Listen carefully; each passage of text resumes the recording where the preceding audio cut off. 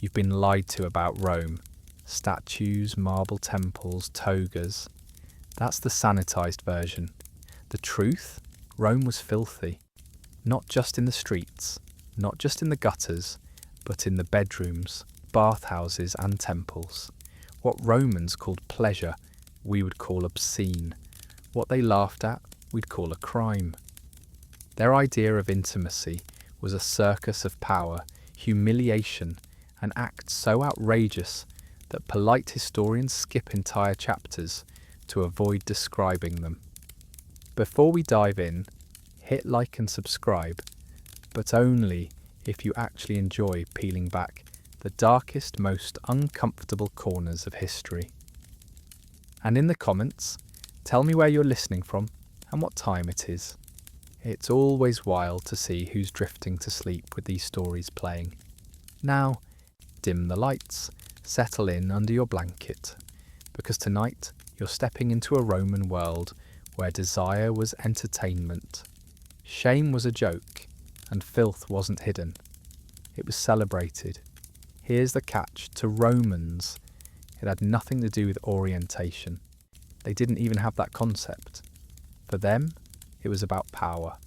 Who took the dominant role, and who was forced into submission.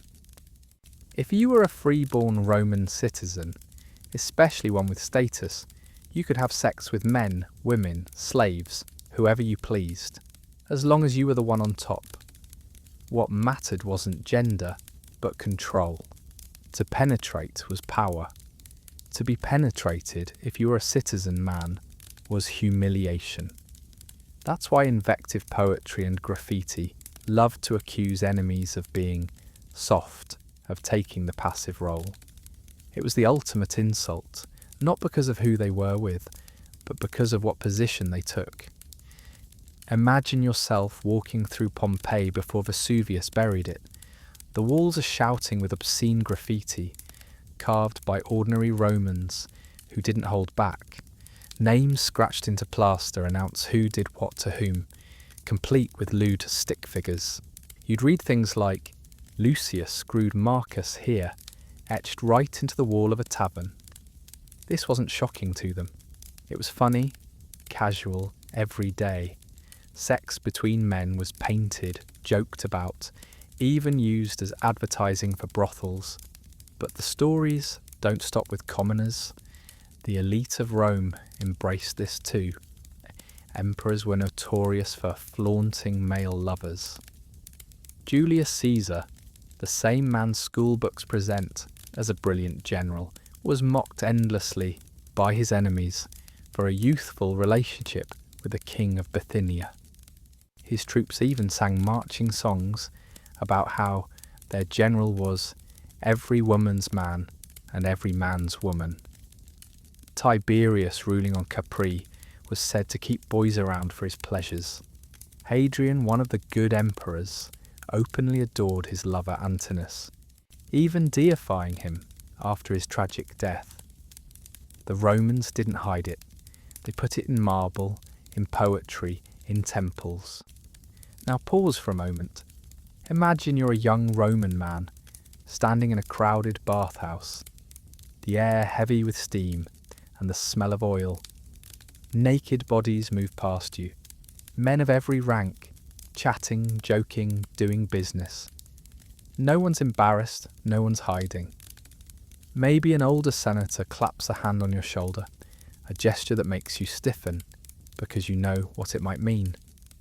In Rome, this was life. Sexual attention from another man wasn't shocking, it was expected. The only question was, would you give in or push back? And if you gave in, would you ever be able to hold your head up as a free-born citizen again? This is where the Roman obsession with dominance shows its ugliest side. For slaves, there was no choice. They were bodies, not people. A slave's consent meant nothing. They could be used however their master pleased, whether male or female. This wasn't whispered about in shame. It was the structure of society. That's what makes Roman sexuality both so open and so brutal. Freedom gave you rights over others' bodies and stripped away the right to control your own if you were enslaved. The moralists tried to contain it. Writers like Cicero or Juvenal mocked men they saw as too effeminate, men who let themselves enjoy being on the receiving end. But their disgust wasn't aimed at the act itself. It was at the shame of losing masculine dominance. And their mockery didn't stop the practice. The very people writing about it often joined in themselves. The hypocrisy was baked into the culture. And this wasn't just elite gossip. Ordinary Romans lived it too. Brothels catered to every taste, including male-male encounters, and the walls of Pompeii's Lupernaria prove it. Male prostitutes existed openly, serving both men and women. The public imagination was saturated with images of male desire, from obscene carvings to household charms. Even in family homes you might find a winged phallus dangling above the door, not just for fertility, but for luck. A culture that wore its sexuality literally on its walls. Now picture yourself again, not as a citizen, but as a slave. You've been bought, perhaps at 14, dragged into a domus where the master's eyes linger too long. You can't refuse, you can't run. Your body belongs to someone else. And tomorrow, that same master will stand in the forum, clothed in dignity, demanding respect as a pillar of Roman society. The double standard is staggering, and yet it was the foundation of Roman sexuality. The dirtiest secret of Rome is that it wasn't really a secret at all. Men sleeping with men was normal, as long as power flowed in one direction. That's what makes it so unsettling. Not that it happened, but that it was celebrated, joked about, and carved into the stones that still stand today. When we talk about civilization, about Rome as the ancestor of Europe, we're also inheriting this world, a place where intimacy was inseparable from dominance, where bodies were currency, and where the line between pleasure and humiliation was paper thin. So the next time someone points to Rome as the height of culture, remember this. Behind the marble statues were men laughing at graffiti about who did what to whom. Behind the columns of the Forum were emperors parading their lovers. Behind the glory was a world so dirty, so raw and so brazen that even today, 2,000 years later, we still flinch to talk about it. If you think of a Roman bathhouse as a place of calm relaxation, warm pools, marble benches, perfumed oil, forget it. The truth was much filthier, more chaotic, and far less hygienic than the glossy museum reconstructions. Step inside a real Roman therme and you gag before you even made it past the door. The stench hit first, a humid cocktail of sweat, cheap olive oil, stale urine, mildew, and smoke from the furnaces burning beneath the floors. Add in the press of unwashed bodies, hundreds at once, and you start to understand why ancient satirists called these places the sewers of Rome. Now imagine the scene. Men of every class stripping down together.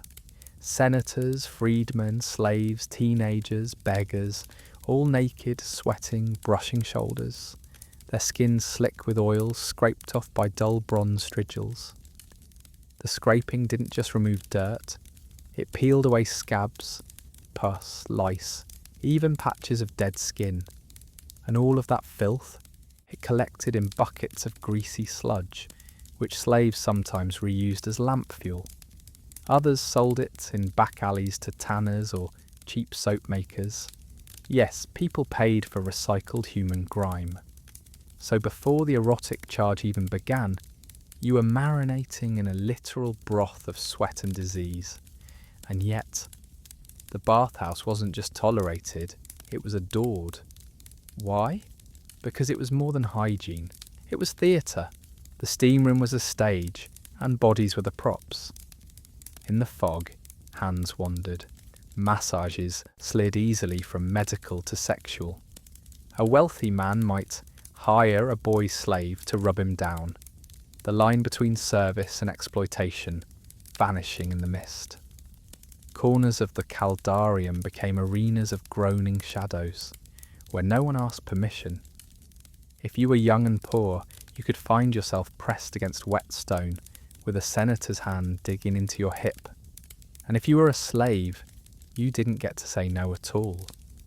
Roman authors who loved gossip almost as much as philosophy described bathhouses as dens of moral rot. Martial joked about men who couldn't resist groping strangers in the pools.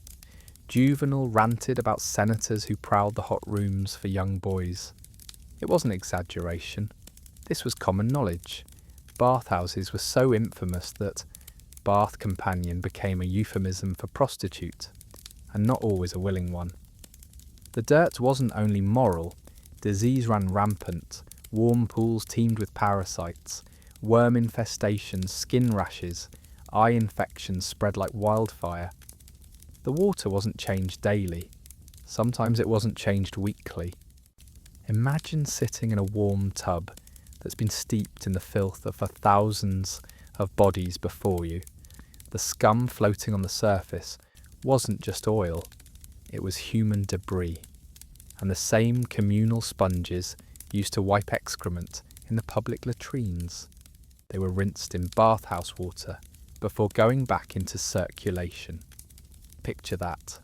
A man scrubbing himself with a sponge that had been inside another man's rectum that morning. The filth was physical, but also symbolic. The bathhouse blurred every boundary Rome claimed to hold sacred. Senators and beggars were naked side by side. Fathers bathed with sons while prostitutes prowled nearby. In theory, it was democratic, everyone welcome. In practice, it was a carnival of temptation and degradation. And when the sun went down, lamps flickered in the mist, turning the pools into dim-lit theatres. People gathered, not just for cleanliness, but for the chance to watch bodies glisten, to touch without asking, to sink into the anonymous chaos of flesh. Now picture yourself standing in the tepidarium, lukewarm mist curling around you. The air reeks of rancid oil. Your skin shines, slippery, as strangers brush against you in the crush of bodies. Someone whispers an offer, maybe for a quick encounter in the next room, maybe for something darker. You glance toward the shadowed corner, where two shapes are already entangled, their moans half drowned by the hiss of steam. A boy slave passes, carrying a tray of towels, and a man twice his age follows him into a side chamber. No one cares. Everyone sees, everyone hears. But this is Rome. Desire and disgust live side by side. Even emperors indulged. Hadrian brought Antinous into the baths, flaunting him before jealous onlookers. Nero was said to invite his entire retinue of lovers into the steam rooms, turning public facilities into his private harem. These weren't secrets whispered behind closed doors. They were spectacles performed in front of audiences who pretended to be shocked but came back the next day anyway. The archaeology backs this up. In places like Herculaneum and Pompeii, bathhouses have been found with explicit frescoes decorating the walls. Not moral warnings, but advertisements. If you wanted a prostitute, the artwork told you exactly which room to visit.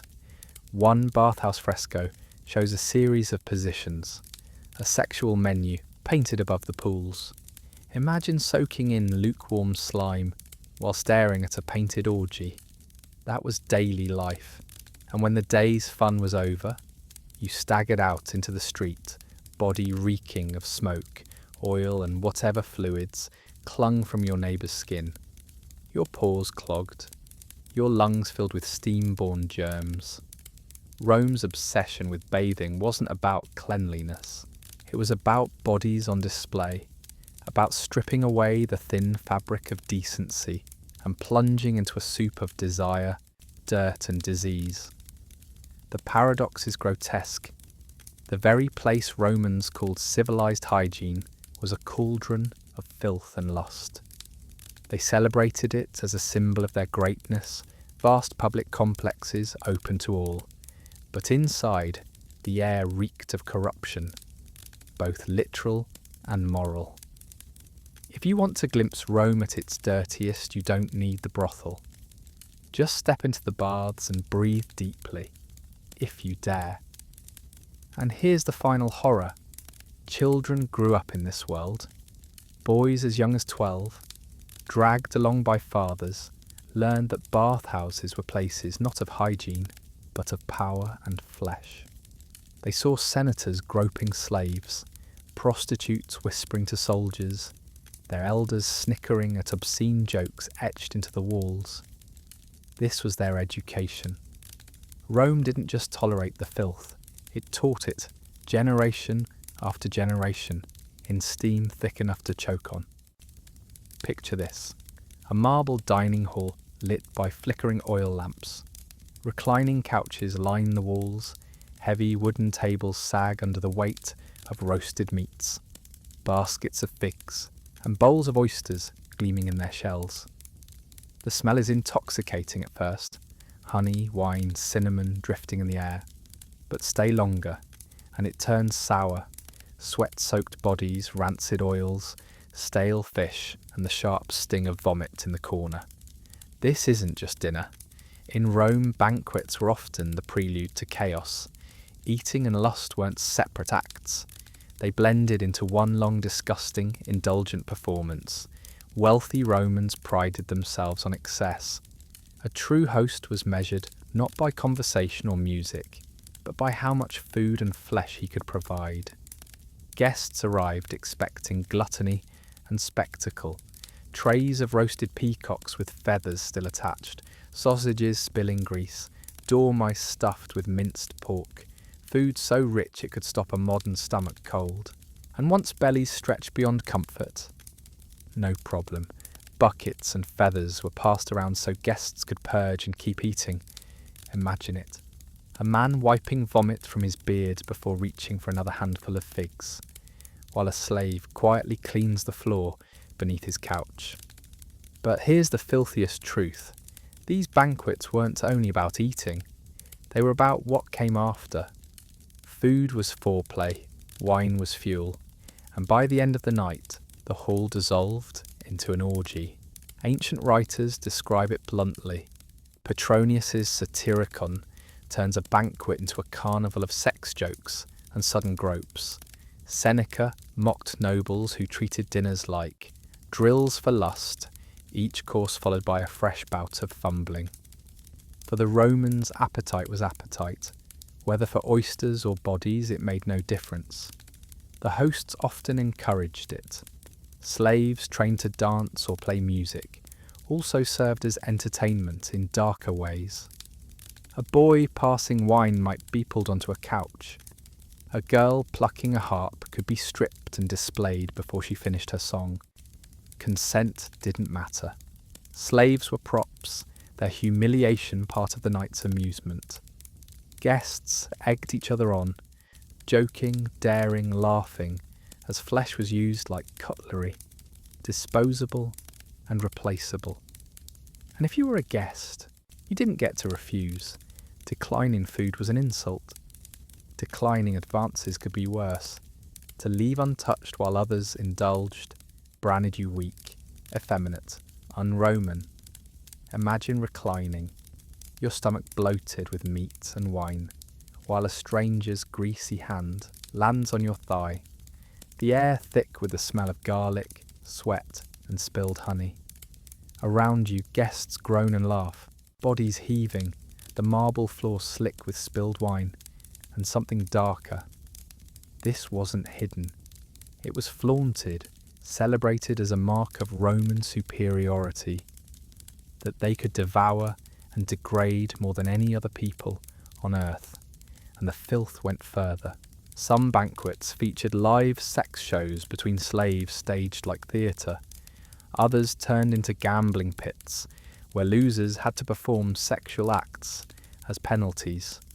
There are stories of nobles deliberately mixing food and sex, smearing honey on bodies before licking it off, or pouring wine down the bare stomachs of dancers.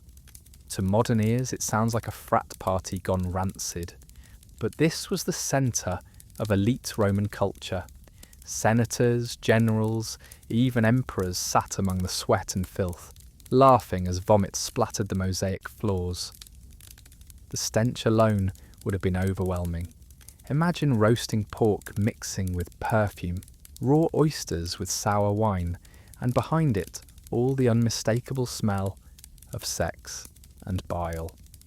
The Romans lived in a world where decay and indulgence were neighbours.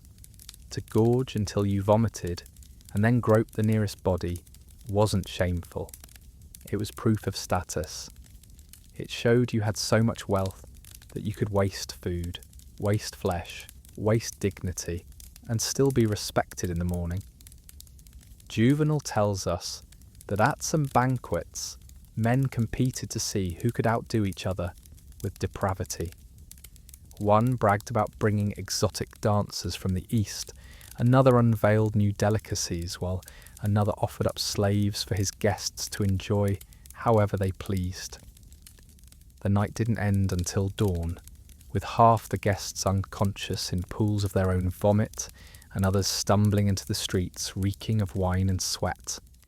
Now place yourself on one of those couches.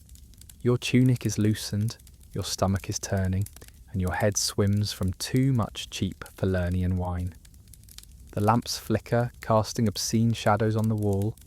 Beside you, a man buries his face in a bowl of honeyed dates, then lunges toward the girl serving him. Across the room, two guests are wrestling playfully, their laughter sharp and slurred, while a slave boy kneels at the feet of another senator, his face turned down in practiced obedience. You try to breathe, but the air is thick, roasting meat, sweat, and the sour edge of bile. Welcome to a Roman feast. This is civilization's proudest empire stripped bare. The shocking truth is that orgiastic banquets weren't an occasional scandal. They were common enough that satirists had endless material. Everyone knew what happened after the fourth course. Everyone joked about the vomit buckets, the groaning couches, the desserts served in human form. Rome didn't try to hide its filth. It painted it, wrote about it, bragged about it, and we, centuries later, still clean up the image, pretending it was all marble dignity. The reality? Rome's greatest minds dined in rooms where food, sex, and filth blended into one grotesque performance. To survive such a night meant surrendering your senses to the chaos, or joining in until you no longer noticed the smell. If the bathhouse was a stew of sweat and steam, and the banquet a swamp of vomit and indulgence, then the Roman brothel was a pit of degradation that barely even pretended to be clean. Forget the idea of red-draped rooms or sultry courtesans from a Hollywood epic. The truth was darker, smellier, and often more violent. For most Roman men, sex was not a romantic indulgence. It was a transaction, and the marketplace for flesh stretched from marble villas down to the gutters, where you could buy a body for less than the price of a loaf of bread. Step inside a typical Roman lupanar, a brothel. The first thing that hits you isn't the sight, it's the stench. Imagine a cramped stone building with no windows, one narrow hallway lined with tiny rooms the size of a closet. Each cell had a hard stone bed built into the wall, covered with a thin straw mat crawling with lice and fleas. The air was damp, heavy with the reek of sweat, smoke from oil lamps, cheap perfume, and something far less pleasant, the sour tang of semen that soaked into the walls after years of constant use. Roman poets didn't shy away from this. Catullus and Martial joked openly about the reek of lust clinging to brothels long after the men stumbled out. And those men, they came from every class: senators, soldiers, farmers, beggars, all crammed into the same narrow hallway, waiting their turn while listening to the grunts and cries from the rooms around them. Privacy didn't exist. Doors were curtains, often threadbare, flapping open as bodies shifted inside. For a few coins, you got a few minutes. No romance, no comfort, no sanitation. Just sweat and friction, often with a partner too young, too tired, or too sick to fight back. The women and boys who worked there weren't courtesans in silk. Most were slaves, bought cheap and put to work until their bodies gave out. Some were children, others were war captives, dragged across the empire to serve Roman appetites. Their names weren't remembered, but graffiti carved into brothel walls speaks for them. Lists of services, insults, crude jokes left by customers. One Pompeian brothel wall carries the scratched words, "Restituta, here, for 2 asses." That's it. A girl's entire worth reduced to a crude advertisement and a price that even a beggar could afford. Outside the official lupanars, the trade sprawled into the streets. Street prostitutes called fornicari, literally those under the arches, worked beneath Rome's massive aqueducts and bridges. Imagine walking home at night, torchlight flickering, only to see the shadows of figures pressed against damp stone. Transactions carried out in public, in alleyways that stank of urine and garbage. These encounters were quick, brutal and filthy. Rome's streets doubled as latrines, so you were as likely to slip on excrement as to finish your business. And still, men lined up. Taverns, too, were hotspots of the sex trade. Inns offered cheap beds, sour wine, and a steady supply of bodies for sale. The word copona, tavern, became synonymous with brothel, and tavern keepers often doubled as pimps. Imagine staggering drunk in a smoky room filled with shouting, the floor sticky with spilled wine and vomit, and a hand dragging you into a side room that smells of mould and sweat. That was Rome's nightlife. And it wasn't just men buying women. Male prostitution was rampant, both with boys and grown men. In fact, many Roman elites openly preferred boys. The poet Martial joked constantly about senators who kept pretty boys for late-night entertainment, while Suetonius described emperors parading their favourites as if they were trophies. Some were slaves, some were freedmen, but all were disposable. A boy too old to attract customers could find himself discarded like rotten fruit. Diseases thrived in this world. Romans didn't know about bacteria or viruses, but they knew the sores, the fevers, the rashes that followed. Syphilis hadn't arrived in Europe yet, but gonorrhea, chlamydia, and countless skin infections tore through brothels like wildfire. Prostitutes often died young, not from violence, but from their bodies rotting under the strain. Physicians of the time recommended disgusting cures: poultices of lead, mercury ointments, vinegar rinses that burned more than they healed. Imagine lying on a stone bed, sores spreading across your thighs, while your master forces you back to work because there are still coins to be made. And here's the grotesque detail most people never hear. Romans often combined sex with public humiliation. Prostitutes were paraded through the streets wearing signs advertising their services.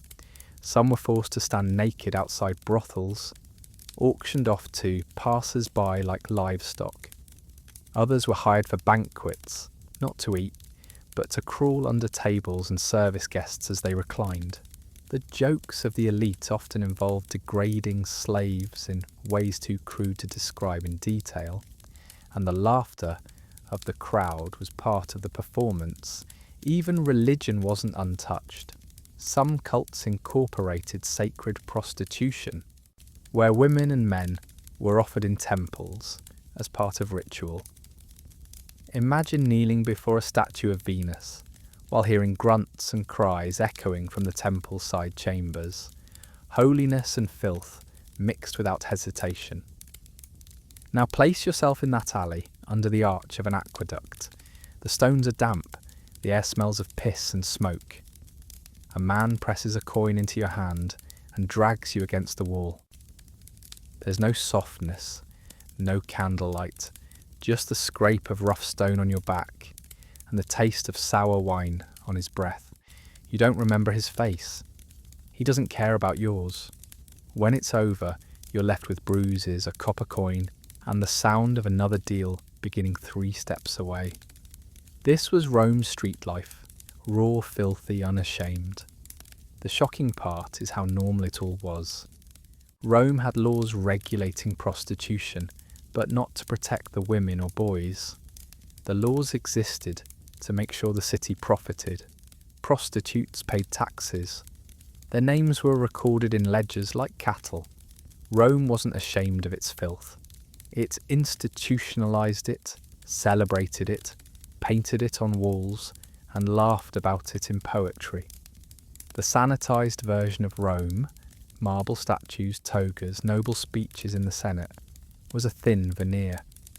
Beneath it was an empire of flesh bought and sold, alleyways soaked in filth, and stone beds that still echo with the misery of those whose names never survived. If you think Rome's depravity stopped with brothels and banquets, you're wrong. What happened in the shadows, behind villa doors, in private chambers, or whispered about in satire, makes the public filth look tame. Rome was not just indulgent, it was experimental, gleefully transgressive, pushing boundaries until appetite curdled into something darker. When historians call the empire decadent, this is what they mean. Start with objects. Archaeologists in Pompeii and Herculaneum have dug up an astonishing array of sexual tools. Carved phalluses of wood, bronze dildos, leather harnesses, even amphorae painted with men inserting vegetables into places no vegetable should ever go. Satirists loved mocking men who warmed their cucumbers too often. The Romans, practical as ever, didn't see shame in it. A dildo wasn't scandalous. It was a household item. Imagine walking through a Roman kitchen and seeing a loaf of bread, a jug of wine, and a polished bronze toy sitting on the same shelf. And then there were the fetishes that crossed lines even Rome knew were dangerous. Animals, for example. Writers like Juvenal and Suetonius drop hints, lurid accusations that senators hired women to perform with donkeys or dogs. Were all of these rumours true? Maybe not. But the fact they were believable says enough. Rome had no shortage of entertainments that blurred the line between performance and perversion. The Emperor Tiberius was accused of keeping girls trained to crawl between his thighs like puppies. Caligula supposedly had entire banquets staged as obscene theatres, with animals prowling among naked slaves. Even if half the gossip was exaggerated, the reality must have been grotesque enough to make the lies sound plausible. Voyeurism was another Roman obsession. Private rooms were rarely private. Masters arranged peepholes so they could watch slaves at their most intimate. Some threw parties where watching others degrade themselves was the entertainment.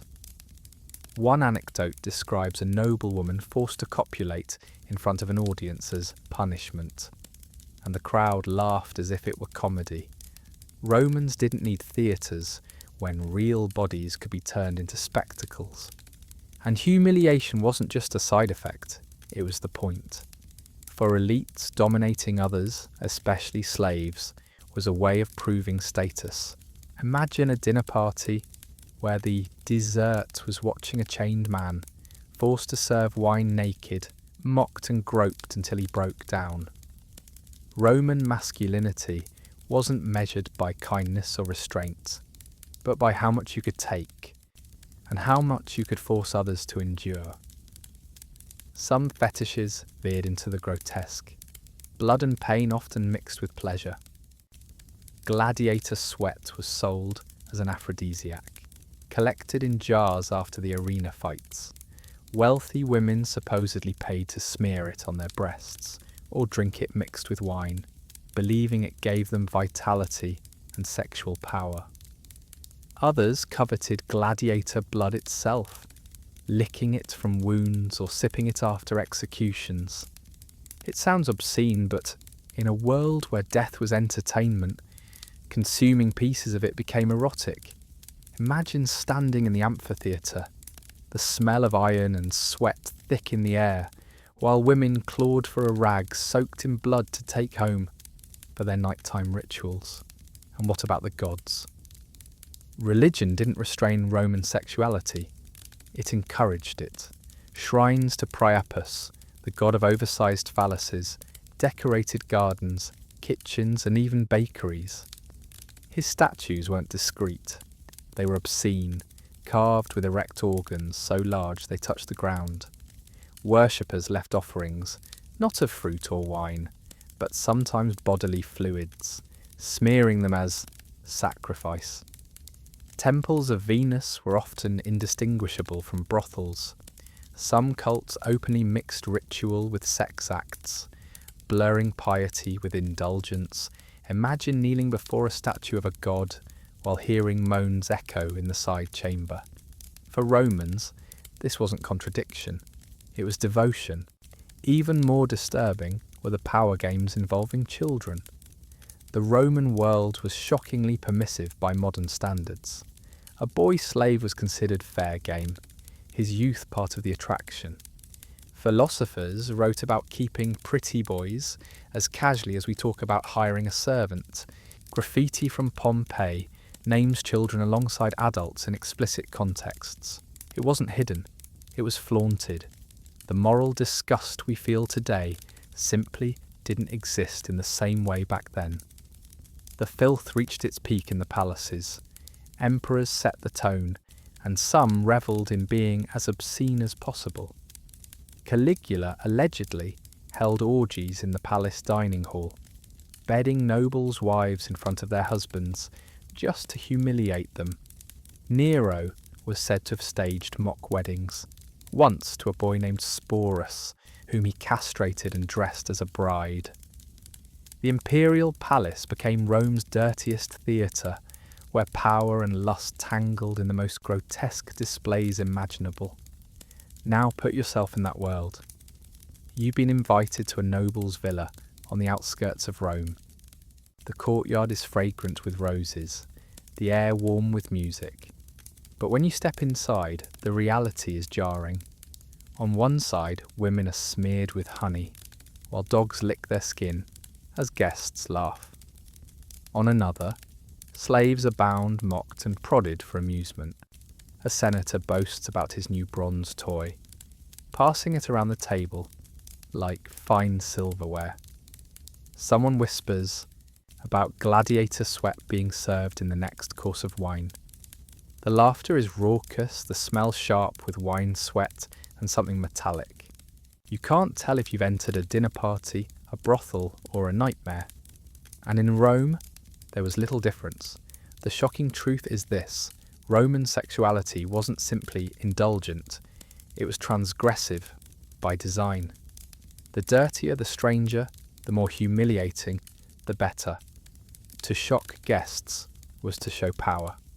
To flaunt fetishes was to prove wealth. Rome's obsession wasn't love, it was dominance. Over bodies, over norms, even over disgust itself.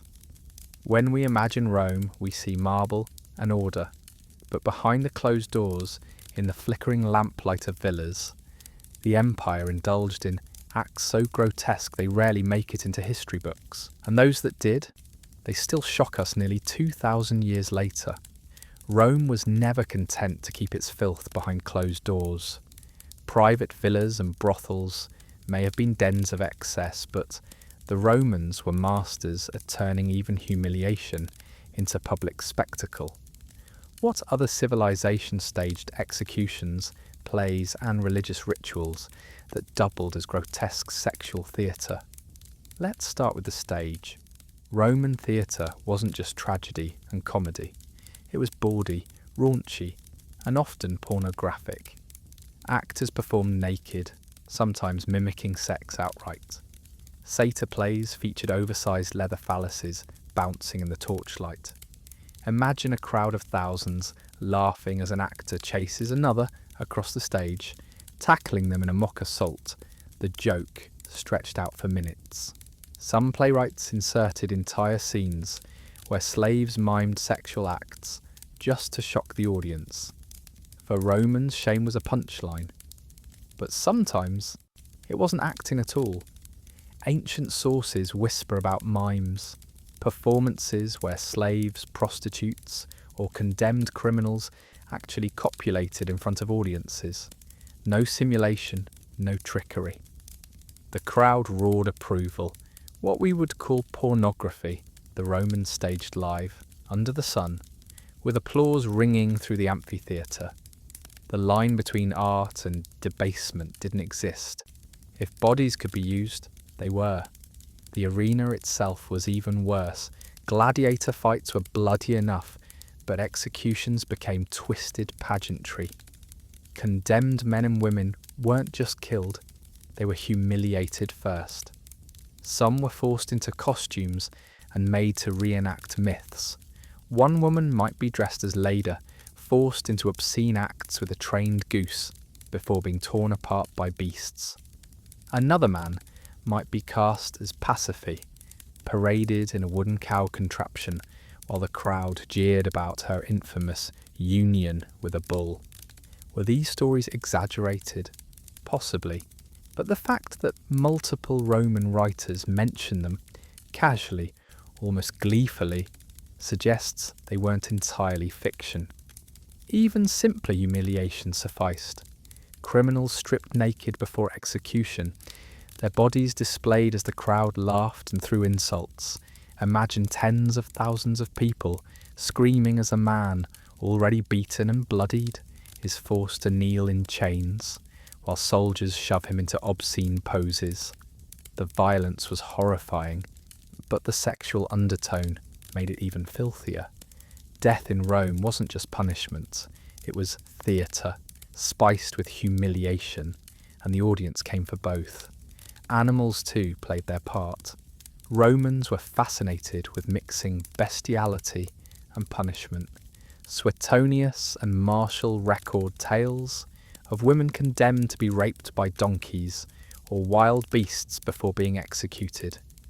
Were these staged often? Probably not. They were logistically difficult, but even the rumour of it was entertainment, whispered in markets and written into satirical poetry.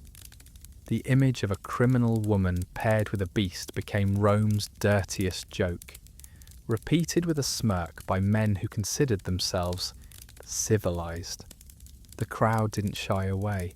In fact, they demanded it. Rome's masses craved shock, and shock was what emperors provided.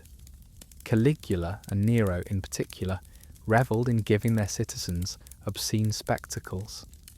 Nero once staged a performance where noblewomen were forced to act as prostitutes on stage, their bodies jeered at by the lowest classes of society. For an emperor, nothing was more delicious than watching high-born citizens reduced to sexual humiliation while plebeians howled in glee. Religion wasn't spared either. The festival of Floralia, dedicated to the goddess Flora, became notorious for its obscenity. Prostitutes were hired to strip, dance naked, and perform lewd pantomimes in front of the crowd. Men and women copulated on stage as part of the celebration of fertility. Roman moralists like Cicero ranted about the corruption, but the public adored it. Every spring the city transformed into one vast carnival of sex and shame, with garlands of flowers draped across bodies in the most literal celebration of blooming. What shocks us most is how normalised it all was. Imagine yourself sitting in the amphitheatre on a hot afternoon. The sun beats down, the smell of sweat, piss and blood thick in the air. Beside you a vendor sells roasted chickpeas and sour wine. Ahead, a stage has been set. Slaves drag a trembling woman forward, her costume ridiculous, her body trembling. The crowd laughs, shouts obscenities. You join in, not because you want to, but because silence would mark you as strange. You laugh as soldiers shove her into a grotesque parody of a myth, the act lingering long enough to make the stomach turn. Then when the crowd has had its fill of humiliation, the executioner steps forward and the finale begins. This was Rome's genius and its horror. Public life and private desire fused into one. Entertainment wasn't about story or art, it was about bodies, degraded, displayed, destroyed. What Rome called spectacle, we would call public pornography and torture. Yet for centuries, this was the heart of Roman culture. Archaeology leaves hints. Mosaics show sexual scenes in theatres. Graffiti praises performers who pleased the crowd. Philosophers complained about young men corrupted by constant exposure to filth. And satirists, always eager for mockery, bragged about Rome's willingness to do in daylight what other cultures hid in shadows. In a sense, Rome weaponized shame. By dragging the private into the public, by forcing bodies into obscene theatre, they reminded every citizen where power lay. The crowd could laugh today because it wasn't them in chains. Tomorrow? Who knew? That's the unsettling truth. In Rome, your body was never entirely your own.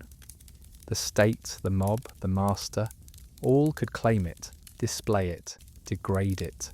Public sex and humiliation weren't aberrations. They were woven into the empire's very identity. If there's one truth Rome never tried to hide, it's this. Slaves weren't people. They were property, objects to be bought, sold, used, and discarded. And when it came to sex, that dehumanization reached its most grotesque extreme. Every Roman household, from the richest senator's villa to the poorest artisan's workshop, was sustained by slaves.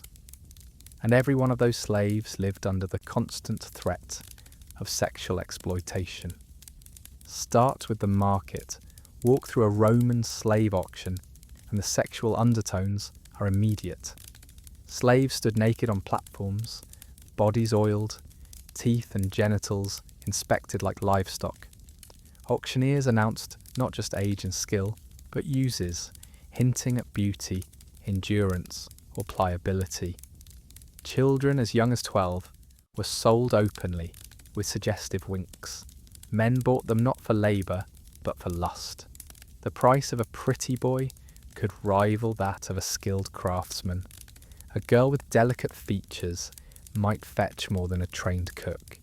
In Rome, beauty was currency, and flesh was always for sale.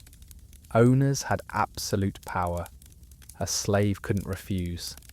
A master could summon a boy to his bed, call for a maid in the middle of dinner, or keep a harem of household slaves for nightly rotation.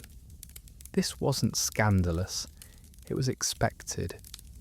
Roman moralists who railed against adultery carefully ignored what men did with slaves. As long as you weren't dishonouring another citizen's wife, your appetites were fair game. Imagine being a young girl scrubbing floors, only to be dragged into a dark corner by your master, while his wife looks away, because this is simply how the household runs. The abuse wasn't hidden. In fact, it was normalised in jokes, graffiti, and even art. Pompeii's walls are scrawled with taunts about masters using their slave boys. Satirists wrote gleefully about senators with delicate pages trailing behind them. The fact that these acts were open secrets made them even more degrading for the slaves themselves. Everyone knew, and no one cared. And then there were the brothels. Not all prostitutes in Rome were free. Many were slaves forced into service, branded with hot irons on their thighs or foreheads, marked as meretrices. Their bodies were rented by the hour, their earnings pocketed by owners. Imagine being forced to work in a dank cell, with straw on the floor and a painting of erotic acts above your bed. Not to inspire you, but to show customers what was available. Some worked 12, 15 men a day. There was no escape, no refusal, no privacy. Disease spread like wildfire. A girl might survive only a few years before her body gave out, and when she did, her owner simply replaced her. Male slaves suffered too. Roman men prided themselves on dominance, and that dominance often meant using slave boys as sexual outlets. Philosophers like Seneca complained about men who ruin their pages before they can even grow a beard. This wasn't considered deviant, it was almost a rite of passage for young masters. Wealthy households paraded handsome boys as status symbols, their exploitation visible to anyone who entered. Imagine the terror of being displayed like furniture, knowing that every guest's eye measured your body for possible use. Punishment only added to the horror. If a slave resisted, they could be flogged, branded, or killed. Owners sometimes made examples of disobedient slaves by forcing them into degrading public acts, staged as both punishment and entertainment. Stories survive of slaves paraded naked through streets, jeered at by neighbours, their humiliation part of the spectacle. The cruelty reached its peak in the palaces. Emperors had hundreds, sometimes thousands of slaves at their disposal, and many became playthings. Caligula allegedly demanded sexual access to anyone in his household, regardless of age or gender. Nero filled his palace with boys and girls chosen solely for their looks. One emperor, Elagabalus, became infamous for forcing slaves into elaborate, humiliating sexual rituals, treating them as living toys. The imperial harem wasn't a secret. It was whispered, laughed about, even celebrated by those who benefited from proximity to power. Now put yourself there. You're not a citizen. You're not even a person in Roman eyes. You're a piece of property, bought yesterday at the market. Tonight your master drinks too much Falernian wine and calls for you. You can't refuse. The other slaves avoid your gaze because they know tomorrow it could be them. You walk into his chamber, the air thick with smoke and perfume, and you know what comes next. You have no voice, no rights, no escape. And tomorrow morning you'll wake up and serve his breakfast as if nothing happened. This is the truth Rome rarely tells. The empire's splendour, the baths, the aqueducts, the marble temples, was built on bodies treated as disposable. Slaves weren't just labourers, they were the hidden foundation of Roman lust. Every banquet, every brothel, every whispered scandal rested on their suffering. Even Roman law spelled it out. A slave was res, a thing. To own them was to own their flesh, their sweat, their sex. And while poets romanticised love, while philosophers preached virtue, the reality was that millions of men, women and children endured daily violation as casually as others endured hunger or cold. When we picture Rome, we see emperors in togas, philosophers debating in marble forums. But if we scratch the surface, we find a world where slavery wasn't just economic, it was sexual, intimate, and brutally normalised. The dirtiest truth of all is this: Rome's lust was built on exploitation, and the empire's greatness came at the cost of countless silenced lives. Rome prided itself on law, order, and morality, or at least the appearance of it. While men could indulge in brothels, slave harems, and drunken orgies without shame, Roman women lived under an entirely different set of rules. Their bodies weren't their own, but the property of fathers, husbands, and, ultimately, the state. Adultery wasn't just a personal failing, it was a crime, punishable with punishments that today feel medieval in their cruelty. Let's begin with the law. In 18 BCE, Augustus passed the Lex Julia de Adulteris Coacendis, the Julian law on adultery.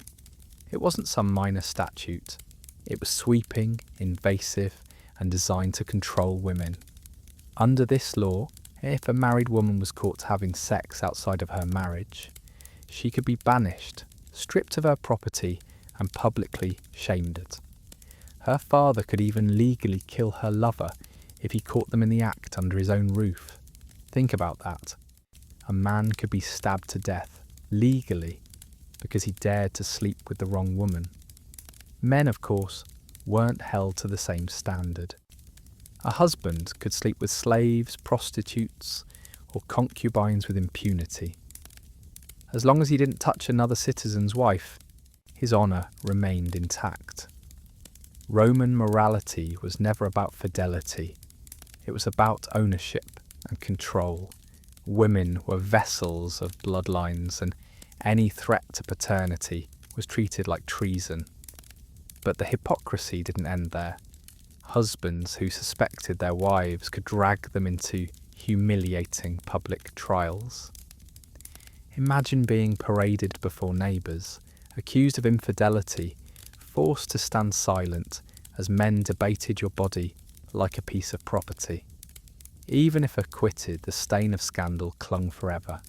If convicted, you might be exiled to a barren island, forbidden to remarry, stripped of your jewellery, your dowry, your dignity. The punishments were grotesque. Stories survive of women locked in dark rooms, forced to starve, or beaten by family members desperate to cleanse the dishonour. Some were paraded naked through the streets, jeered at by crowds who saw their humiliation as entertainment. Others were forced into brothels as punishment, their bodies made public property, their shame eternal. Roman poets allude to these disciplinary measures with a disturbing casualness, as though degradation was a perfectly natural correction for wayward women. Even the suspicion of adultery could ruin a life. Consider the story of Julia, the daughter of Augustus himself. Despite being an emperor's daughter, Julia was accused of taking multiple lovers. Whether it was true or not, her punishment was swift and merciless. Augustus exiled her to the barren island of Pandateria. She lived the rest of her life in misery, cut off from her children, her reputation shredded. If Rome treated an emperor's daughter like this, imagine the fate of ordinary women. The hypocrisy oozed into gossip culture. Rome was obsessed with scandal. Satirists like Juvenal wrote gleefully about noble women sneaking out at night to sleep with gladiators, actors, even doormen. Was it all true? Probably not. But the fact that the rumours spread so widely shows how eager Romans were to sexualise and slander women. A noble woman couldn't sneeze without someone turning it into innuendo. Graffiti from Pompeii accuses specific women of sleeping with half the town. These weren't private whispers, they were carved into walls for eternity. The double standard was grotesque. While men openly flaunted their mistresses, women lived under constant surveillance. Their freedom of movement was limited. Their friends were scrutinised. Their bodies, their reputations, their very existence, all judged by the lens of male honour. The cruelest part, many women had little choice but to play along. Marriage wasn't about love, it was about alliance, property and heirs. A woman might be married off as a teenager to a man decades older. If she sought affection elsewhere, she risked destruction. Now imagine yourself as a Roman matron. You live in a marble villa, but it's not freedom. Every step you take is watched by slaves, neighbours, family. If your husband grows suspicious, he can throw you into court, exile you, strip you of everything. Meanwhile, he spends his nights with slave girls, boys or prostitutes, and no one bats an eye. You feel the hypocrisy gnawing at you, but you're powerless to stop it. And here's the dirty little secret. The more Rome tried to police women, the more women pushed back. Gossip tells of secret lovers, clandestine meetings, veiled notes passed through slaves. Roman poets whispered of noble women who risked everything for a night of passion with a gladiator. Men who were seen as raw, dangerous, everything Roman husbands weren't. Whether myth or truth, these stories terrified men. The idea that women might have desires of their own, outside their role as vessels, was the ultimate threat to Rome's patriarchal order. Some women even turned the system on its head. Empress Messalina, wife of Claudius, was accused of competing with prostitutes, seeing how many men she could sleep with in a single night. Was it true? Almost certainly exaggerated. But the story stuck, passed down for centuries, because it embodied Rome's greatest fear.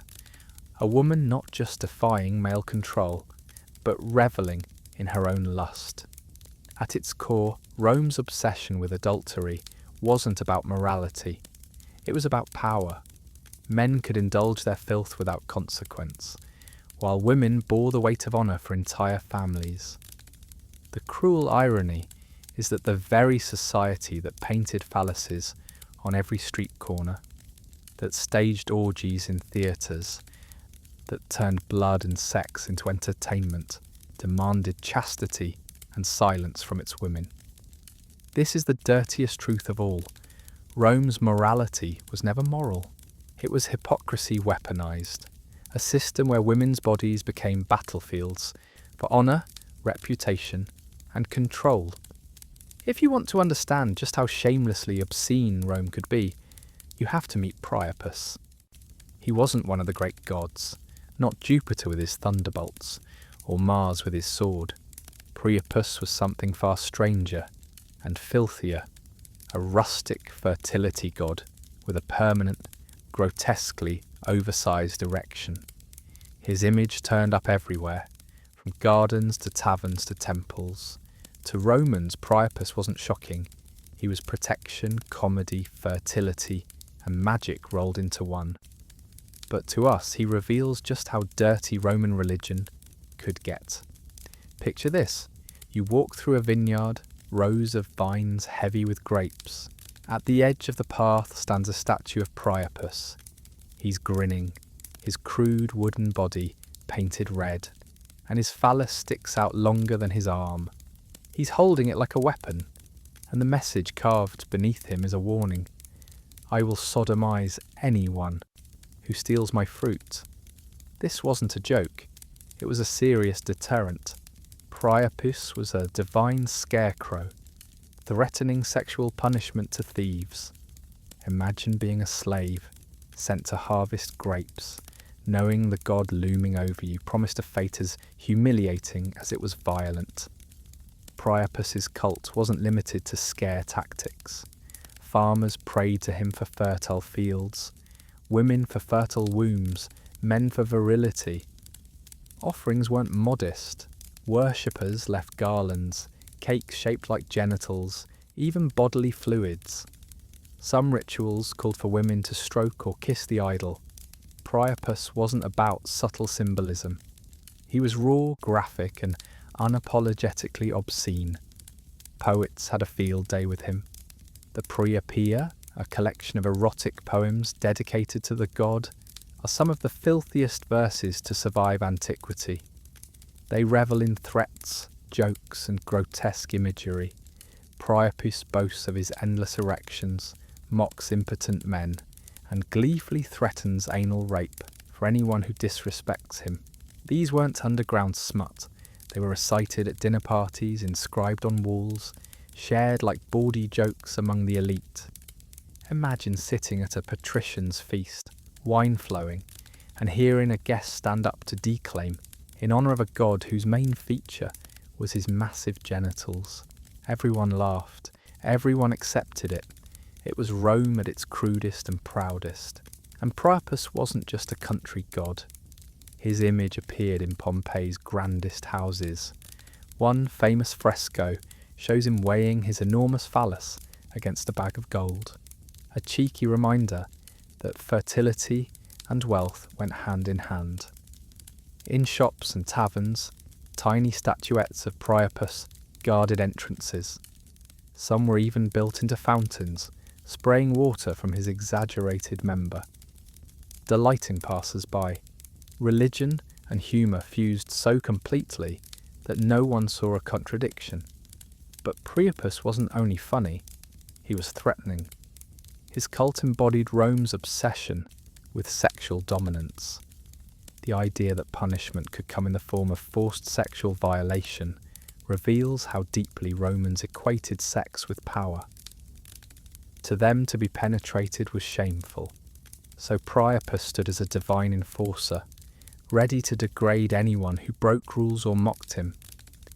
Imagine living in a world where gods themselves promised assault as holy vengeance.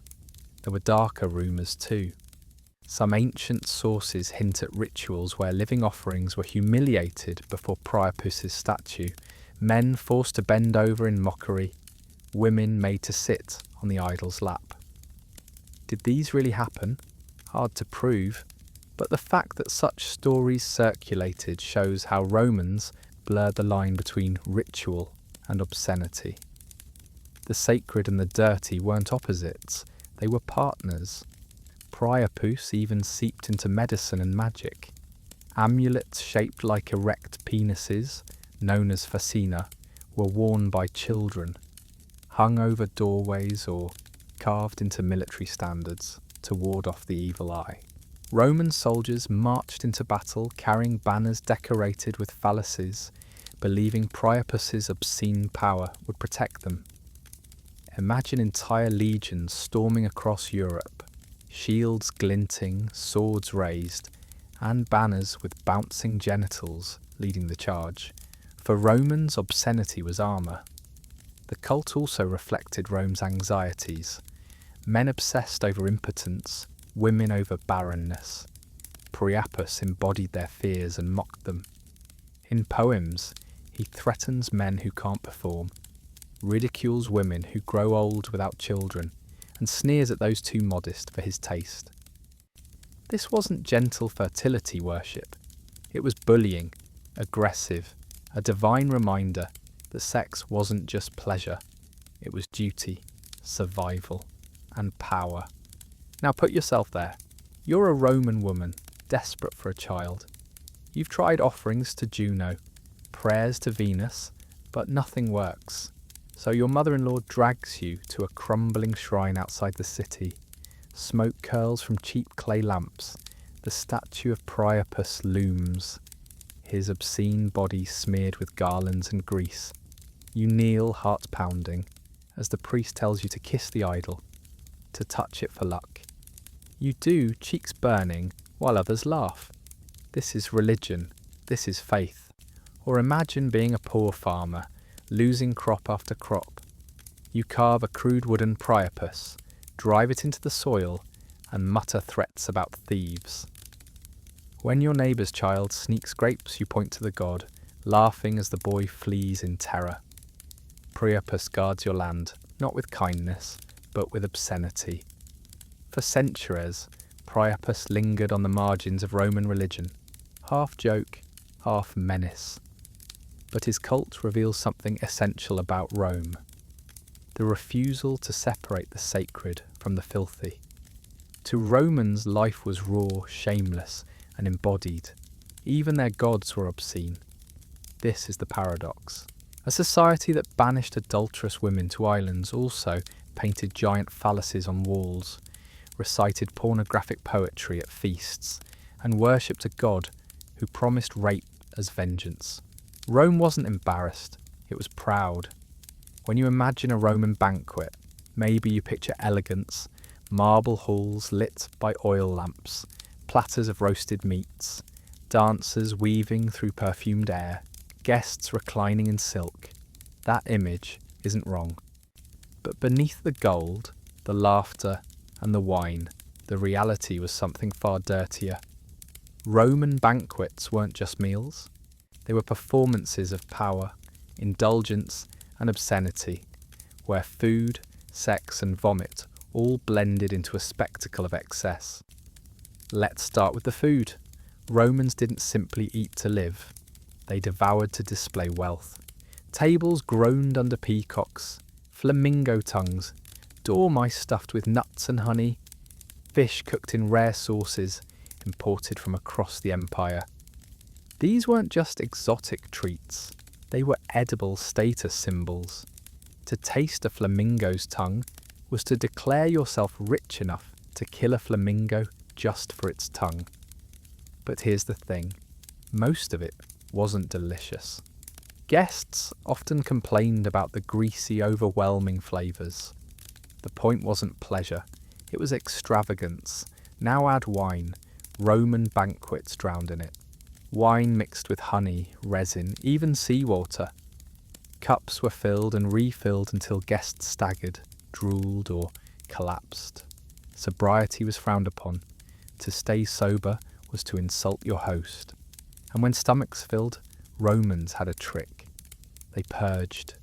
Vomiting wasn't shameful. It was strategic. A slave would hold a basin while a guest leaned over, expelled their stomach, wiped their mouth, and returned to the couch to keep eating. Some wore feathers dipped in oil to tickle their throats more easily. Imagine reclining beside a senator as he calmly vomits his flamingo tongues into a bowl and then reaches for more. This was normal, but food and vomit were only half the story. Banquets slid quickly into sexual chaos. Dancers stripped, musicians played obscene songs, and hosts often hired prostitutes, male and female, to mingle among the guests. A wealthy man might summon a slave to his couch in the middle of dinner, using them openly while his peers laughed and clapped. Sometimes wives were invited to join the fun. Sometimes they were shamed if they refused. What began as feasting often ended in orgies. And these weren't private. Guests competed to outdo one another in lewdness. Stories survive of noblemen challenging each other to sexual contests in front of audiences. One satirist tells of a woman who bragged about bedding more men in one night than the city's prostitutes. Whether exaggerated or not, the fact these stories circulated shows how much Romans equated feasting with sexual conquest. The filth didn't stop there. Imagine the smells: roasted meats turning rancid in the heat, spiced sauces curdling, wine sloshed onto the floor, vomit drying in bowls at the edges of couches. Add sweat, perfume, incense and sex, and you get an atmosphere thick enough to choke. Slaves scurried barefoot through the mess, carrying more platters, wiping spills, fetching chamber pots for drunken guests too lazy to leave their couches. They endured groping hands and mocking laughter and endless abuse, because in Rome, even at a banquet, slaves were disposable. And then there was spectacle. Some hosts staged erotic performances mid-feast. Gladiators were brought in to wrestle half-naked before lustful crowds. Actors performed obscene pantomimes, not mere love scenes, but graphic acts that blurred theatre and pornography. One emperor, Elagabalus, was rumoured to scatter prostitutes among the guests, disguising them as noblewomen, so drunken men might stumble into bed with anyone. Another tale claims he released wild animals into the hall for the thrill of panic. Banquets weren't simply meals, they were carnivals of cruelty. Now picture yourself there. You're lying on a couch, stomach tight with food, head dizzy with wine. To your left, a man retches into a bowl and then laughs as a slave wipes his beard. Across the room, a dancer strips, hips moving to the rhythm of flutes. A senator calls for a boy, pulling him onto his lap while others clap. You glance at the platters, a half-gnawed peacock wing, oysters slick with brine, figs bursting with honey. The smell of vomit mixes with perfume until you gag.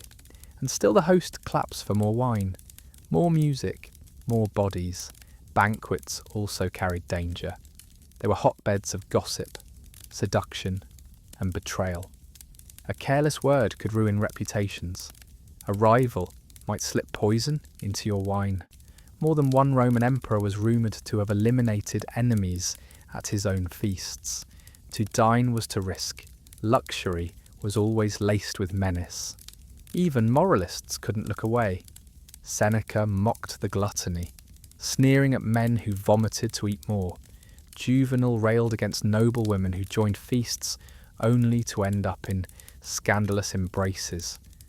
But the truth is, these writers recorded the excess because it fascinated them. Everyone was disgusted.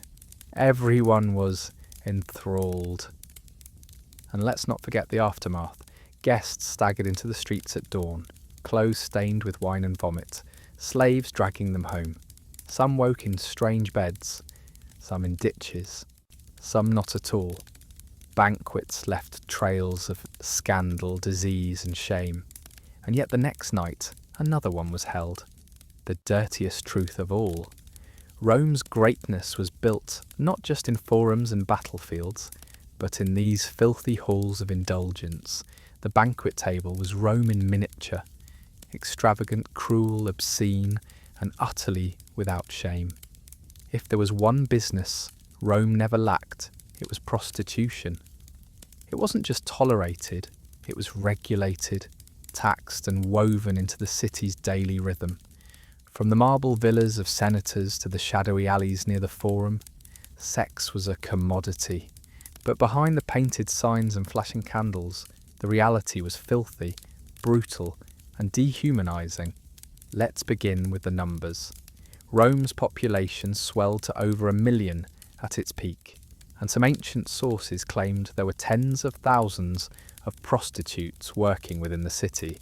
They ranged from high-end courtesans draped in silk to the cheaper streetwalkers who charged a single coin. A Roman coin, the AS, could buy you bread, wine, or a woman for a few minutes. Think about that. A human body priced as low as a loaf of bread. Brothels, or lupanaria, dotted the city.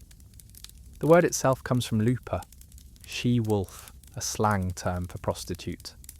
Step inside one, and you'd find narrow corridors lined with small cubicles. Each cell had a straw mattress, a curtain for privacy, and walls scrawled with graffiti. Some graffiti advertised services, some mocked clients, others recorded prices. The smell was suffocating. Sweat, sex, mildew, and sometimes blood.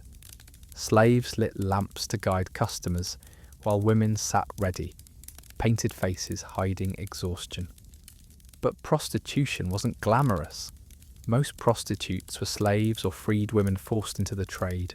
Owners profited, while the women endured endless bodies, little rest, and constant risk of disease. Condoms didn't exist, and contraceptives were unreliable herbs or sponges soaked in vinegar. Venereal disease spread unchecked. If a woman became pregnant, the child might be killed, sold, or abandoned. Their lives were a cycle of use, abuse, and disposal. And yet Rome pretended prostitution was necessary, a safety valve for men. Philosophers argued it protected noble women from scandal. Better men spill their lust on prostitutes, they said, than disturb the sanctity of wives. This justification gave moral cover to what was essentially industrialized exploitation. The variety was staggering. Some brothels specialized in young boys, others in exotic foreigners, others in women dressed as goddesses for role play. Clients ordered services the way you might order dishes at a tavern. Certain graffiti lists specific acts alongside prices. Nothing was too obscene, nothing off limits, except, of course, a citizen's wife. That was the one sacred boundary. At the high end, there were meretrices, courtesans who mingled with poets, politicians, and artists. They charged fortunes, hosting private salons where sex was just one part of the performance.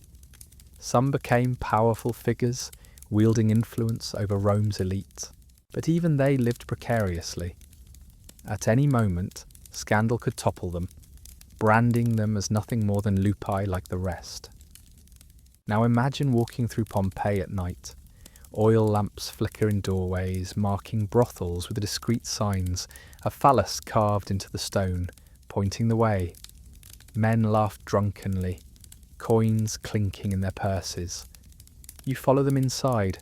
The air is heavy, humid. A woman pulls back a curtain, beckoning you. Her eyes are tired, her body bruised. Behind her, a crude painting shows a couple locked in a pose, too graphic to mistake. This isn't fantasy. This is business, and you're the customer. The system even had paperwork. Prostitutes had to register with magistrates, giving their names, ages, and the services they offered. They paid taxes on their earnings, just like merchants or craftsmen.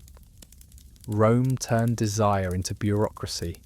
The state profited from the degradation of its women. And punishment for unregistered sex work? Brutal. A woman caught working illegally could be flogged, branded, or forced into state brothels where she was worked to death. Men faced almost no consequences. It was the oldest double standard in the book, written into law. But perhaps the dirtiest truth is how normalised it all was. Prostitutes weren't hidden. They leaned out of windows, called from doorways, strolled streets near temples and markets. Children grew up surrounded by their presence. Satirists joked about them. Poets wrote love songs to them. Emperors bedded them. Rome didn't pretend prostitution was shameful. It pretended it was natural. Of course, behind the normalization lay horror. Suetonius tells us that Emperor Caligula taxed brothels heavily, then set up his own palace brothel, forcing married women and senators' daughters to work there. He advertised them in public, like attractions at a festival. Clients paid, lined up, and used Rome's elite women in chambers of the emperor's choosing. Whether exaggerated or not, the story captures how prostitution blurred into cruelty, humiliation, and raw power. Even religion couldn't escape. Some temples allegedly employed sacred prostitutes, their bodies part of offerings to the gods. Imagine kneeling before an altar, incense rising, while sex acts echoed in the chamber behind you, holiness and obscenity fused into one ritual. And always, the economics ruled. Prostitutes made money for their owners, for their city, sometimes even for emperors themselves. They were currency in flesh, expendable in the name of Roman appetite. Picture it one last time, a Roman street at dawn. The lamps are guttering out. Drunks stumble home. A prostitute wraps herself in a ragged cloak, hurries down an alley. Her earnings for the night, a handful of coins, will mostly go to her master. She has no rest, no safety, no future, and yet she'll be back the next night. Because Rome's hunger is endless. The Roman bathhouse is one of those symbols we romanticize. You imagine marble columns, mosaics, pools steaming under vaulted ceilings, educated men debating philosophy while servants glide past with towels. But that's the postcard version. The reality was far different. Bathhouses were steamy marketplaces of gossip, sex and disease. They were equal parts hygiene and hedonism, where Romans stripped down not just their clothes, but their shame. Let's start with the basics. Public baths, thermae, were everywhere.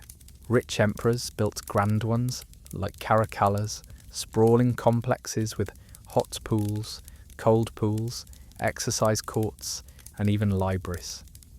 But there were smaller neighbourhood baths too, cramped, smoky, and crowded.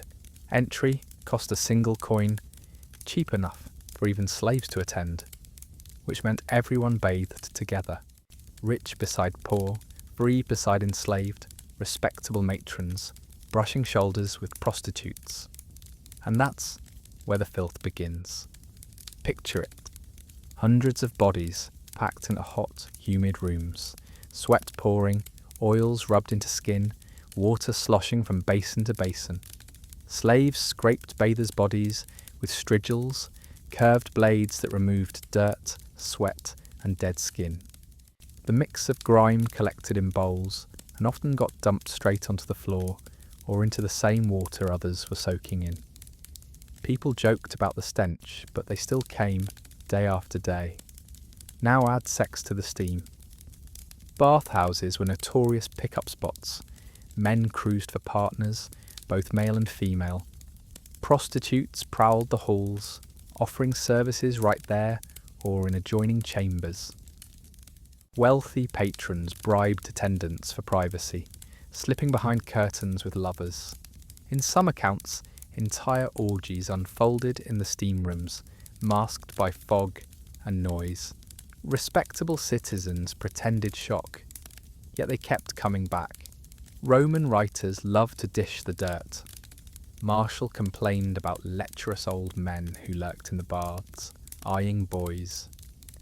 Juvenal sneered at women who used baths as hunting grounds for affairs. Even emperors weren't exempt. Stories swirled about rulers who turned baths into personal playgrounds, surrounding themselves with naked attendants, prostitutes, and lovers of every kind. And let's not forget disease. Bath water was rarely changed. Imagine dozens of people coughing, sweating, bleeding, and spitting into the same pool. Parasites thrived. Eye infections spread so badly that some baths got nicknamed blinding houses. The steam made it worse, breeding mould and bacteria. Yet Romans believed baths were healthy, a cure-all for body and soul. In reality, they were petri dishes of sickness. Still, the lure was irresistible. Imagine walking into a Roman bath at sunset. The air is thick, damp, smelling of oil, sweat, and incense. Voices echo off stone walls. Laughter mingles with groans. A group of men play dice in a corner, shouting over each roll. A slave massages his master, scraping filth from his skin with a S3xual. A prostitute leans against a pillar, painted eyes meeting yours. Someone slips behind a curtain, giggling. You lower yourself into the hot pool, the water murky, the floor slimy. Around you, strangers brush against your skin. It's intimate, overwhelming, and more than a little disgusting. And it wasn't only about sex. Bathhouses were theatres of power. Men strutted, showing off their bodies, their slaves, their wealth. Some even used baths as political stages, courting allies, spreading rumours, or humiliating rivals. One story tells of a man forced to scrub another's back as punishment, a reminder of his lower status. Others describe women flaunting jewels while pretending modesty, their slaves carrying scented oils imported from Arabia. Even naked hierarchy ruled. Some baths blurred into outright brothels. Archaeologists have found graffiti on bathhouse walls listing services, prices, and insults. Eupilia sucks for 2 asses, one Pompeii inscription reads, crude and direct. Another brags, here Felix screwed many girls. These weren't side whispers. They were part of the culture, carved into stone for anyone to see. And the architecture itself encouraged it. Some rooms were deliberately dim, perfect for discreet encounters. Others had alcoves, benches and niches just large enough for 2. The steam cloaked everything in anonymity. A senator could indulge without fear of recognition, unless, of course, someone later gossiped. And gossip was the lifeblood of Rome, the dirtiest secret. Even children were drawn into the chaos. Young slaves, both boys and girls, work the baths, carrying towels, scraping skin, fetching oil. Many were preyed upon by patrons, their labour doubled as abuse. This was the dark underside no one wrote heroic poems about. Despite all this, baths remained the heartbeat of Roman daily life. People came not just to wash, but to socialise, flirt, scheme, and indulge. To skip the baths was to isolate yourself from the pulse of the city. So they kept going, accepting the filth, the danger, the humiliation. Now picture leaving the bathhouse.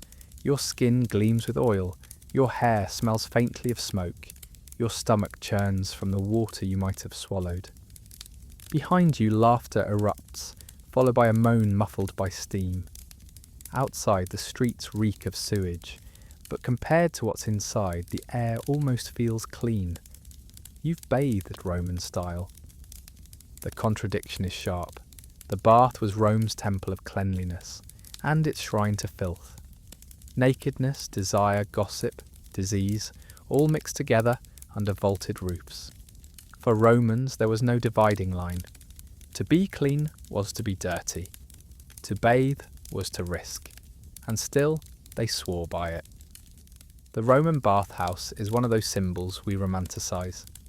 You imagine marble columns, mosaics, pools steaming under vaulted ceilings, educated men debating philosophy, while servants glide past with towels.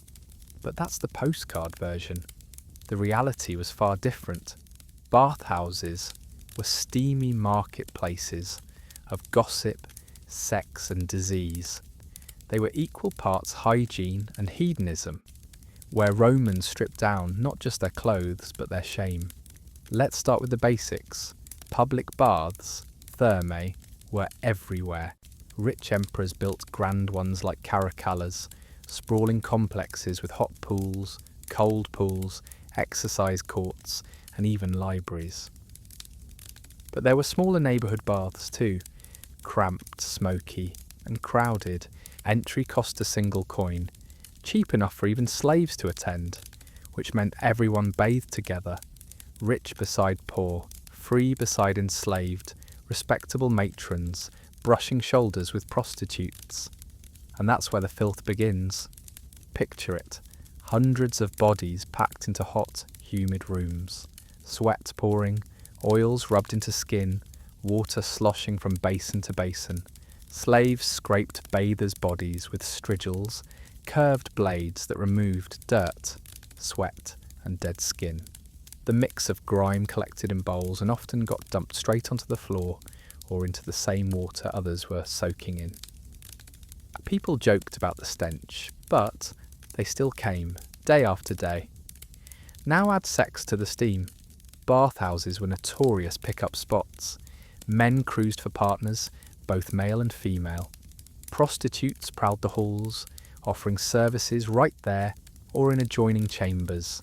Wealthy patrons bribed attendants for privacy, slipping behind curtains with lovers. In some accounts, entire orgies unfolded in the steam rooms, masked by fog and noise. Respectable citizens pretended shock, yet they kept coming back. Roman writers loved to dish the dirt. Martial complained about lecherous old men who lurked in the baths, eyeing boys. Juvenal sneered at women who used baths as hunting grounds for affairs. Even emperors weren't exempt. Stories swirled about rulers who turned baths into personal playgrounds, surrounding themselves with naked attendants, prostitutes, and lovers of every kind. And let's not forget disease. Bathwater was rarely changed. Imagine dozens of people coughing, sweating, bleeding, and spitting into the same pool. Parasites thrived. Eye infections spread so badly that some baths got nicknamed blinding houses. The steam made it worse, breeding mould and bacteria. Yet Romans believed baths were healthy, a cure-all for body and soul. In reality, they were petri dishes of sickness. Still, the lure was irresistible. Imagine walking into a Roman bath at sunset. The air is thick, damp, smelling of oil, sweat and incense. Voices echo off stone walls, laughter mingles with groans. A group of men play dice in a corner, shouting over each roll. A slave massages his master, scraping filth from his skin with a S3xual. A prostitute leans against a pillar, painted eyes meeting yours. Someone slips behind a curtain, giggling. You lower yourself into the hot pool, the water murky, the floor slimy. Around you, strangers brush against your skin. It's intimate, overwhelming, and more than a little disgusting. And it wasn't only about sex. Bathhouses were theatres of power. Men strutted, showing off their bodies, their slaves, their wealth. Some even used baths as political stages, courting allies, spreading rumours, or humiliating rivals. One story tells of a man forced to scrub another's back as punishment, a reminder of his lower status. Others describe women flaunting jewels while pretending modesty, their slaves carrying scented oils imported from Arabia. Even naked hierarchy ruled, some baths blurred into outright brothels. Archaeologists have found graffiti on bathhouse walls listing services, prices, and insults. Euplius sucks for 2 asses, one Pompeii inscription reads, crude and direct. Another brags, here Felix screwed many girls. These weren't side whispers, they were part of the culture, carved into stone for anyone to see. And the architecture itself encouraged it. Some rooms were deliberately dim, perfect for discreet encounters. Others had alcoves, benches and niches just large enough for 2. The steam cloaked everything in anonymity. A senator could indulge without fear of recognition, unless, of course, someone later gossiped. And gossip was the lifeblood of Rome, the dirtiest secret. Even children were drawn into the chaos. Young slaves, both boys and girls, worked the baths, carrying towels, scraping skin, fetching oil. Many were preyed upon by patrons, their labour doubled as abuse. This was the dark underside no one wrote heroic poems about. Despite all this, baths remained the heartbeat of Roman daily life. People came not just to wash, but to socialise, flirt, scheme, and indulge. To skip the baths was to isolate yourself from the pulse of the city. So they kept going, accepting the filth, the danger, the humiliation. Now picture leaving the bathhouse. Your skin gleams with oil, your hair smells faintly of smoke, your stomach churns from the water you might have swallowed. Behind you laughter erupts, followed by a moan muffled by steam. Outside, the streets reek of sewage, but compared to what's inside, the air almost feels clean. You've bathed Roman style. The contradiction is sharp. The bath was Rome's temple of cleanliness, and its shrine to filth. Nakedness, desire, gossip, disease, all mixed together under vaulted roofs. For Romans, there was no dividing line. To be clean was to be dirty. To bathe was to risk. And still, they swore by it. When most people think of Roman entertainment, they picture gladiators, chariots, and epic dramas performed in marble theatres. But lurking beneath the heroic tragedies and patriotic comedies was something far dirtier. Obscene plays, erotic pantomimes, and theatrical performances so lewd that even hardened Romans blushed before paying to see them again. Theatre in Rome had always been a space of excess. From the Republic onward, senators sneered at actors, calling them infamous, unworthy of civic respect. Yet actors wielded extraordinary influence because Romans were addicted to performance. And as time went on, what drew the loudest crowds wasn't refined verse, it was filth. Let's start with mime, the bawdy cousin of serious drama. Roman mime wasn't silent. It was loud, chaotic, and vulgar, filled with crude jokes, physical comedy, and more often than not, explicit sexual content. Women acted in these plays, a rarity in Rome, but their roles often required stripping, moaning, or simulating sex on stage. Sometimes it wasn't just simulation. Ancient sources hint that actors performed actual intercourse before audiences, blurring theatre into pornography. Then came pantomime, a one-man show where a dancer acted out mythological tales while singers narrated. Sounds respectable, right? Not quite. Pantomimes emphasise passion, lust and violence, with movements exaggerated to the point of the obscene.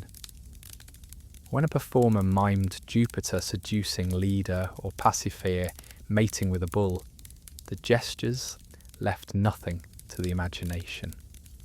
Crowds roared not with reverence but with lust, and Rome didn't just stop at suggestion. Some emperors encouraged performances that crossed every line. Caligula, infamous for his perversions, allegedly ordered noblewomen and even senators' wives to perform naked on stage, turning private scandal into public spectacle. Nero took it further. He performed himself in erotic pantomimes, playing gods and heroes in stories that demanded simulated sex. Imagine the Emperor of Rome, thrusting and writhing before cheering citizens. To Romans, it was shocking, and yet impossible to resist. Theatres themselves encouraged the chaos. They weren't hushed temples of art, but raucous arenas. Audiences shouted, jeered, demanded encores, even threw food when bored. Prostitutes prowled the seats, turning intermissions into business opportunities. Graffiti on theatre walls advertised sexual services alongside crude jokes. One inscription in Pompeii reads, "Metha, the actress, is the delight of all men," blurring the line between performance and prostitution. And the plays themselves? Many revelled in grotesque parody. A tragic scene of a maiden being seduced by a god might suddenly become slapstick, with actors miming exaggerated thrusts, farting noises, or bawdy songs. Writers like Juvenal complained bitterly about this decline, calling theatres dens of indecency where women left more aroused than entertained. His disgust tells us everything. Theatre had become foreplay for the city. But perhaps the most shocking element was the use of real bodies.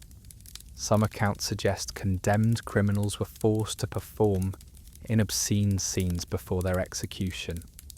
Imagine a prisoner dressed as a mythological character, compelled to have sex on stage as the crowd jeered, before being dragged off to die in the arena. For Rome, humiliation was part of entertainment. Even religious festivals weren't spared. During the Floralia, honouring the goddess Flora, prostitutes were hired to strip and perform erotic dances in the theatre.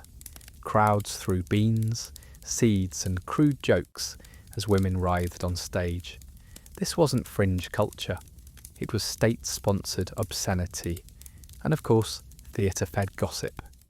Senators whispered about which actresses doubled as courtesans, which noblewomen couldn't resist attending obscene shows. Emperors themselves became part of the rumours. Tiberius hiding away with his minnows, Nero screeching in tragic songs while fondling male actors. For the Roman elite, performance and scandal were inseparable. Now picture it. You sit in a crowded wooden theatre, the air thick with sweat and wine. The stage is lit by oil lamps, shadows flickering. A mime bursts onto the stage, groaning and thrusting in parody of a love scene. The crowd howls, some tossing nuts and figs, others shouting for more. A woman strips, her body glistening in lamplight as singers belt obscene verses. To your right, a man pulls a prostitute onto his lap.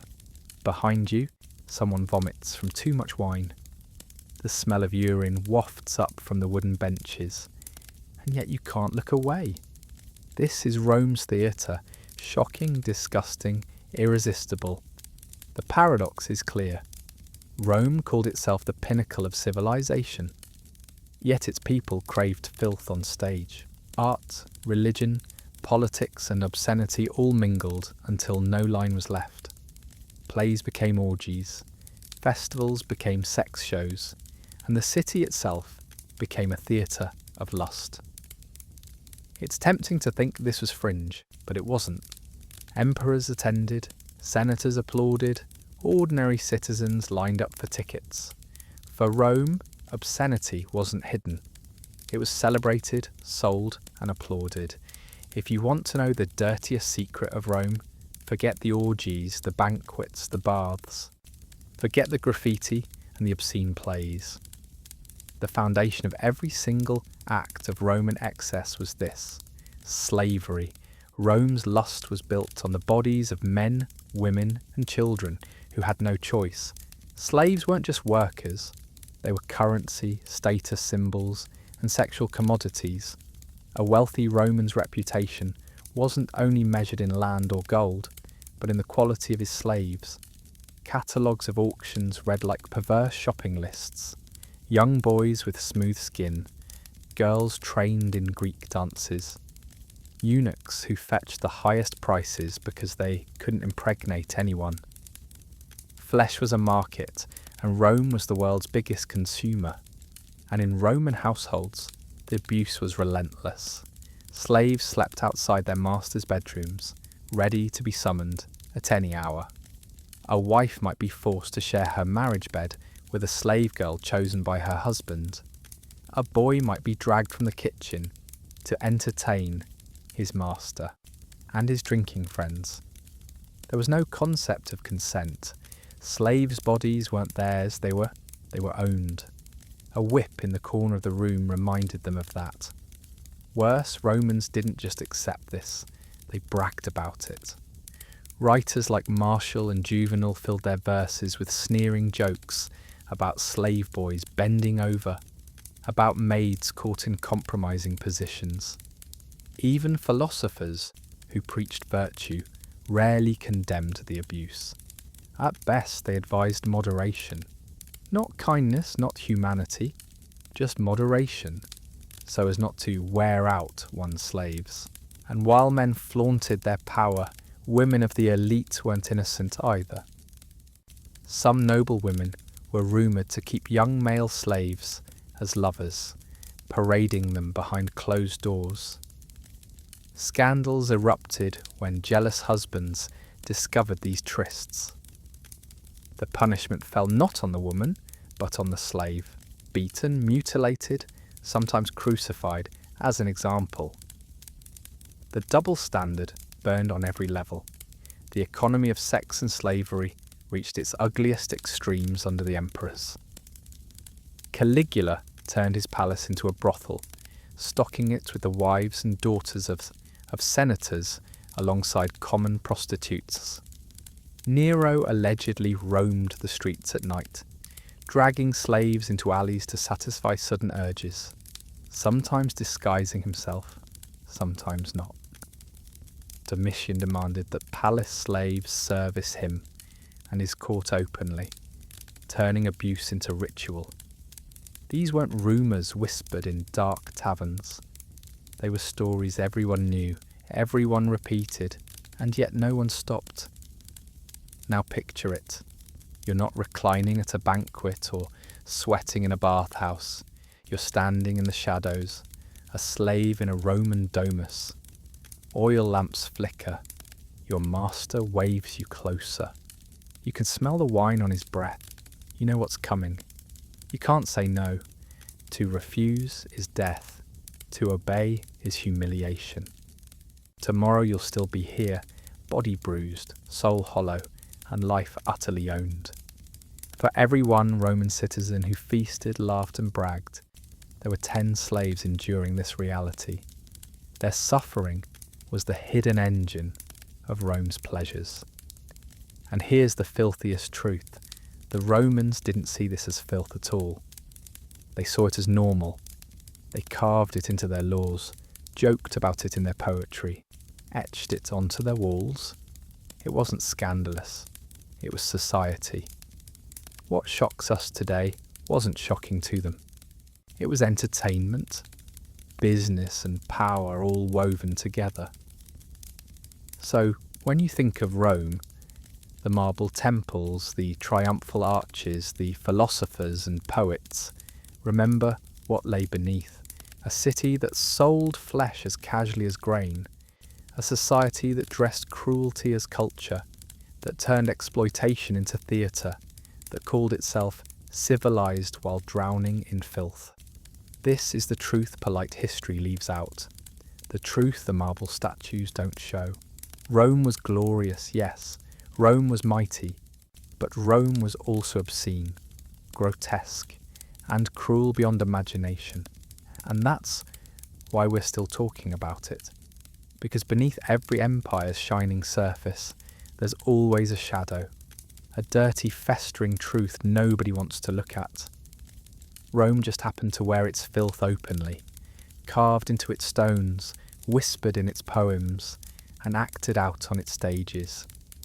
You've now seen the real Rome, not the marble city of emperors, but the stinking, sweating, writhing Rome of sex, slavery and filth. A Rome that should make you recoil, and yet, like its citizens at the theatre, you can't look away.